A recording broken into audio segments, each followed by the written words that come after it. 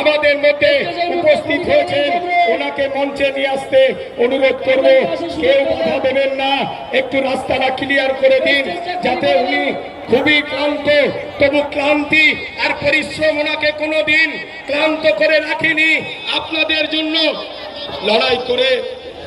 লড়াই করে উনি গোটা বাংলা জুড়ে লড়ছেন। ওনাকে মঞ্চে আসতে সহযোগিতা করুন। কেউ ওনার পিছনে মঞ্চে উঠবেন না, কেউ ওনার পিছনে মঞ্চে উঠবেন না। আমাদের সকলের প্রিয় আমাদের ভাইজান উপস্থিত হয়েছেন, সাথে সাথে আমাদের সিপিআইএম পার্টির নেতা কমরেড পলাশ দাসও উপস্থিত হয়েছেন। তাকে মঞ্চে আসতে আহ্বান করছি। ভাইজানের জন্য আমাদের সকলের প্রিয় নেতা নওশাদ সিদ্দিকী ভাইজান স্বাগতম। ওনার সাথে হাতে হাত রেখে লড়বেন তো? এ লড়াই জিতবেন তো?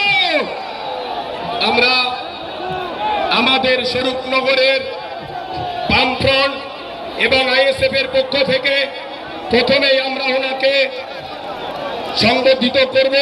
ওনার আচ্ছা, তাহলে এখনই আপনাদের সামনে আমাদের প্রিয় নেতা পীরজাদা ভাঙড়ের বিধায়ক নওশাদ সিদ্দিকী সাহেব আপনাদের সামনে বলবেন, তাকে আমি বলতে আহ্বান করছি। ভাই,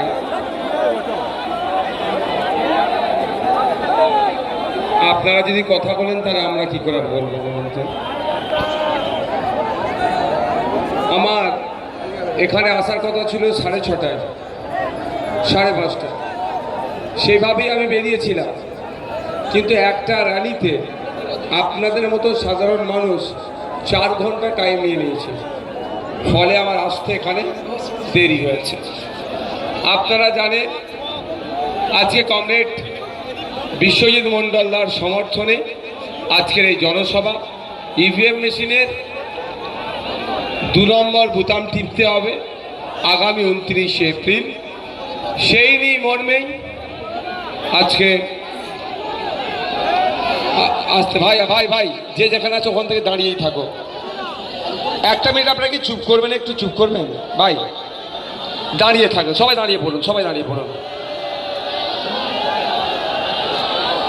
তোমরা বসো। সবার দেখতে সুবিধা হচ্ছে তো নাকি? সুবিধা হচ্ছে। আর একটা কাজ করছেন যে আমরা বক্তব্য শুনবেন, মোবাইলে ফ্ল্যাশটা অন করে রাখুন। একসাথে দুটো কাজ হবে একসাথে। ভাই আপনাদের কমরেড একটু বসুন না। প্রার্থী আর পলাশদা ছাড়া আর লোকাল কমিটির যিনি আছেন সেক্রেটারি তিনি ছাড়া বাকিরা বসুন না। বসে পড়তে বলছি, দাঁড়াবেন না, এটুকু বলছি।